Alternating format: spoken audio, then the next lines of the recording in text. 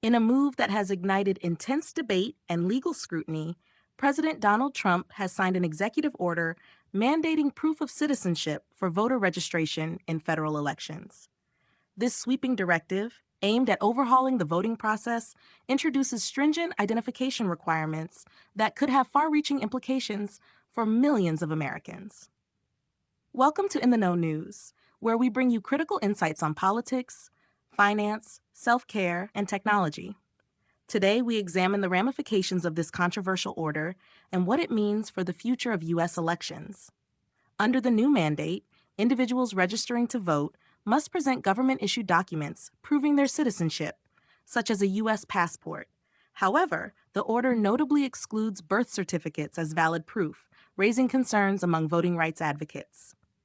The State Department estimates that only about half of Americans possess a passport, potentially leaving millions unable to meet the new requirement. While the order also lists real IDs and military identification cards as acceptable forms of documentation, many of these do not explicitly denote citizenship, further complicating the verification process. The stated justification for this executive action is to prevent non-citizens from voting, a phenomenon for which there is little evidence. Voting as a non-citizen is already illegal and carries severe penalties, with multiple safeguards in place to detect and prosecute violations.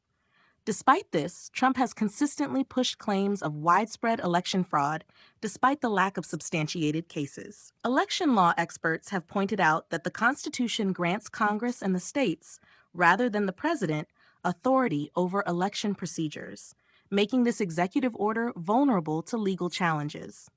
Sean Morales Doyle, director of the Voting Rights Program at the Brennan Center for Justice, has characterized the order as legally dubious, warning that its enforcement would face significant obstacles in the courts. Justin Levitt, a constitutional law scholar at Loyola Law School, echoed this sentiment, emphasizing that the president has minimal power over federal elections. The order also directs the Election Assistance Commission, an independent bipartisan body, to revise voter registration forms, a move that legal experts argue exceeds presidential authority. Beyond citizenship verification, the executive order enacts a series of other major changes, including restrictions on election equipment that uses QR codes. This could force states to replace their current voting machines, incurring substantial financial costs. Additionally, the order seeks to prohibit the counting of mail-in ballots received after Election Day, overriding state laws that allow ballots postmarked by Election Day to be counted if they arrive later. This measure is likely to disproportionately affect military personnel and voters in remote areas who rely on mail-in voting to participate in elections. Another provision calls on federal agencies to scrutinize state voter rolls in search of ineligible voters, a practice that has historically yielded little evidence of widespread fraud. Critics argue that such efforts often lead to the wrongful removal of legitimate voters from the rolls, raising concerns about disenfranchisement.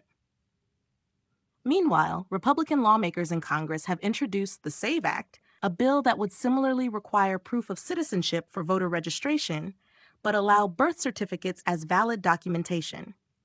Even with this added flexibility, opponents warn that the bill could still make voter registration more difficult for many eligible citizens.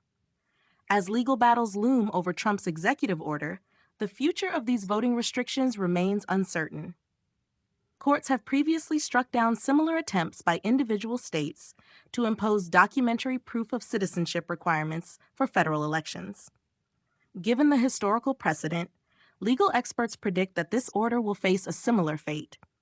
The fight over voting rights is far from over, and this executive order is sure to fuel further debates about access, security, and the integrity of American elections. As challenges mount in the courts and Congress considers legislative alternatives, the outcome of this policy will shape the landscape of U.S. democracy for years to come.